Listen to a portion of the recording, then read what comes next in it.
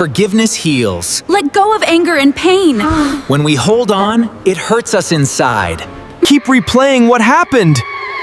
My heart won't slow down. I can't stop thinking about it. Stress hormones rise. You can choose peace instead. Let it go to heal. Breathe in deeply.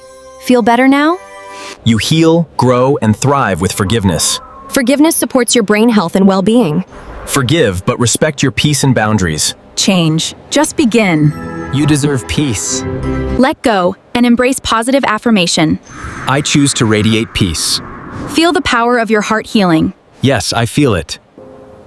Together we create love and forgiveness. Yes, and it feels wonderful. Acknowledge what happened and choose peace instead of pain. Let's breathe in deeply and release all the resentment. I release the past and I choose peace. I feel so much better now. Yes, it's amazing how letting go can help. And my heart feels lighter too. And that is what we have for you today about forgiveness. So try to always forgive. Choose peace over pride. Thank you for watching with us, and don't forget to subscribe. Bye-bye. Bye-bye.